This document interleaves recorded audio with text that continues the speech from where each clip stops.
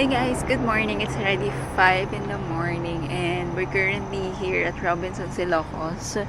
So ito na kasi yung routine namin pag nandito kami sa Ilocos, to wake up at around 4:30 to 4:45. Tapos sunduin si Milana. So Milana's with us right now, pero hindi pa namin siya sinasama sa walk kasi hyper pa siya. So this is the routine. Ayan, nagbabike na yung mag-ama ko. So that's them. Hey! Ingit na yung isa. Kanina pa tumatahol. Nakailang rounds kayo? Ning? Anim na. Pagod na. Pagod na. Lima. Namuluwa na yung mata. Summer. Lima ata. Okay, let's take a break.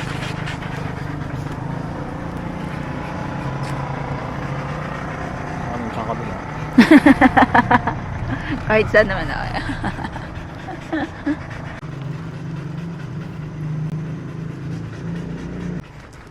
So gusto mo yun? Kagabi pa lang, nakapang ano na ako, pang sportswear.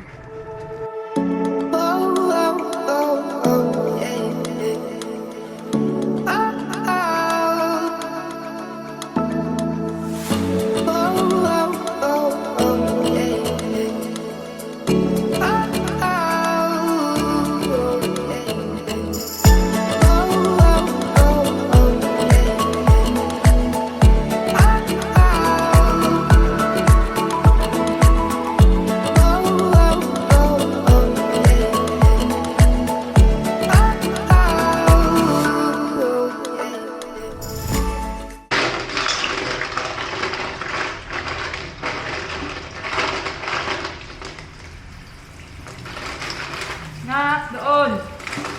Summer! Basta dapat sa akin. Dito ka. Sit. Good.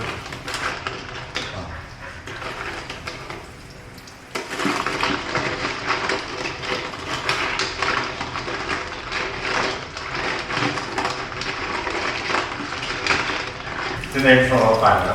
Oo. Umigil ka nga dyan na. Hindi ako matututon yan eh. Doon ka na. Huwag ka lumapit dito. Actually, hindi naman kasi papakailangan kasi hindi rin naman ako nagde-debate na ako. Pero, yeah. Isang beses ko palang ginagawa yun.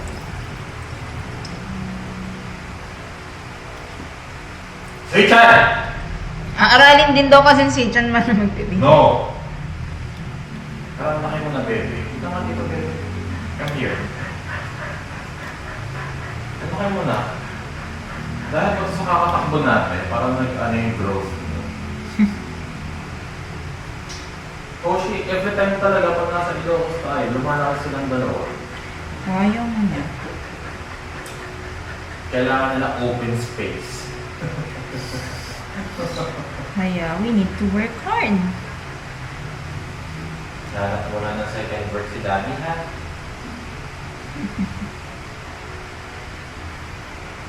Lalo na, bubunsisin pa yung ating mo. Tsaka yung mama mo. Ganyan na. Pag napanood ni Mami ito eh. Naka-open yung camera. Ano daw? Dinig ka dun.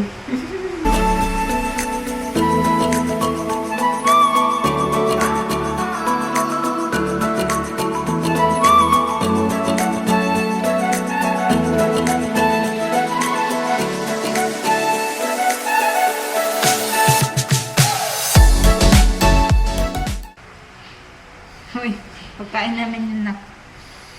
Ay.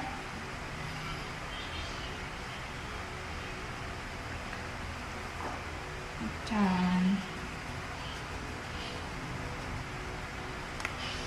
Si Chan, no. Nak, makulit. Hoy, sabi sa'yo.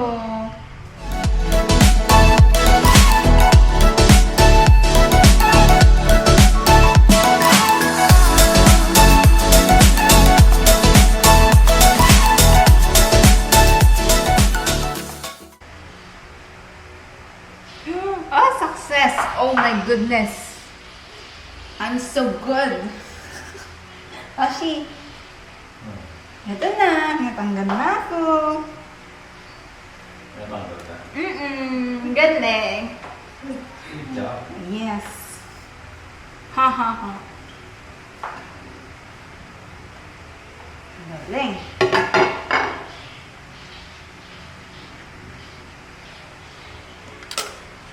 Baka hirap pala dito.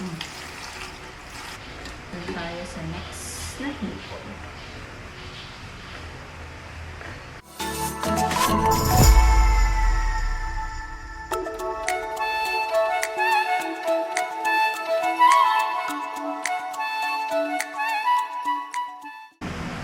Pag kumakain kami hipon, hindi na namin dinedebing. Kaya may nakikita ka parang mga green. Oo. Yun yun.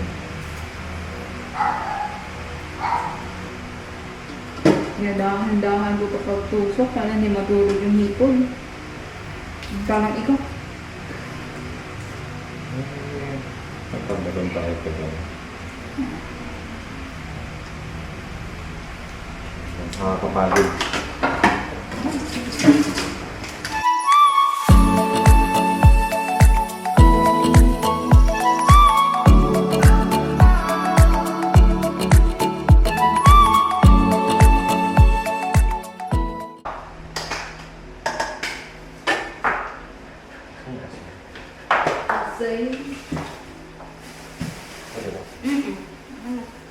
Ayoko alam kung paano ka magbukas eh. Pag nakapikang ka dyan.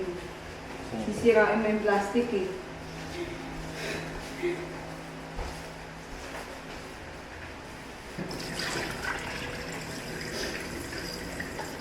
No! Wala na? na! Oh, babalik tayo. Pang inabis na maubos nun? Sabi sa'yo, ang gaan niya eh. Hindi. Panic mode ako. Kawan ba? Hindi ako. Sabi ko, pero walang init.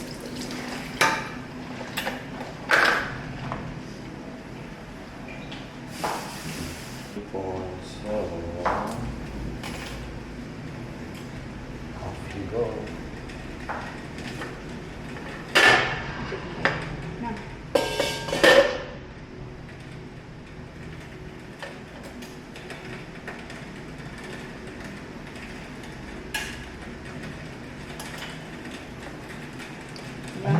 Yung ano ko nga pala, no? Yung laptop.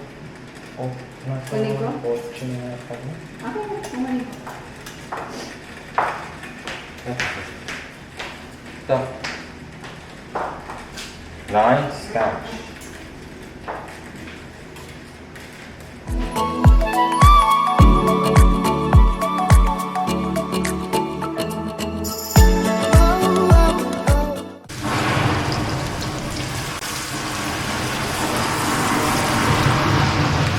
Gusto mo yung pinto? Gusto mo yung pinto? Kasi sobrang bonnet.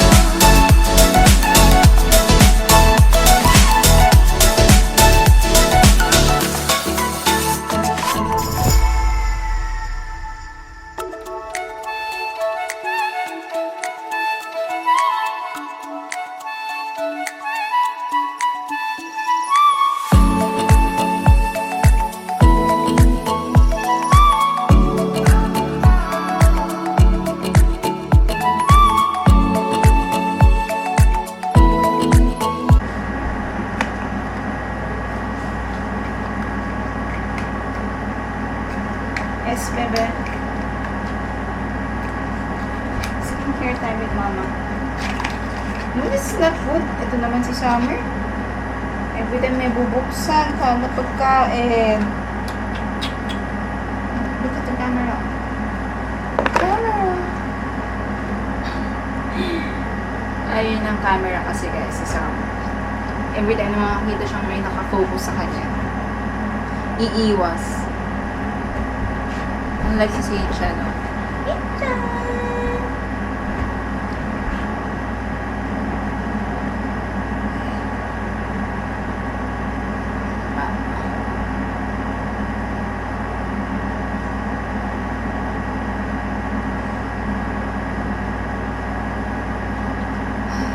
So, tomorrow, balik Manila na kami. And actually, dapat kaninang hapon pa yung biyahe namin pa Manila. It's because kailangan ko nang bumalik sa work. But then again, nasa hospital pa kasi dad ko. Actually, until now, nasa hospital pa si daddy. And as much as I want to stay here in Ilocos, kaso kasi yung work ko is delikado. So, up until tomorrow na lang yung leave ko, emergency leave. And meron kasi kaming team meeting on Wednesday and it's very important. Kahit pwede ko naman siya actually emergency leave. Pero kasi guys, nasa probationary period pa lang kasi ako na status sa work. Since bago lang tong work ko. So, sabi ng partner ko, balik na lang kami. And then if ever sa pa-weekend, if hindi pa rin ako si daddy, then uwi na lang ulit kami. Para ma-settle ko muna yung problem ko sa work.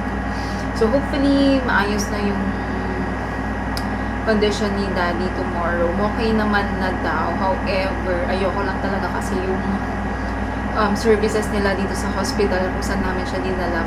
But, ito na kasi yung pinaka-okay daw dito sa Ilocos. So, yeah, let's just hope for the best tomorrow na okay na si dad ko. And, makabalik na kami ng Manila ng maayos para iwas gastos din kami guys eh pabalik-balik.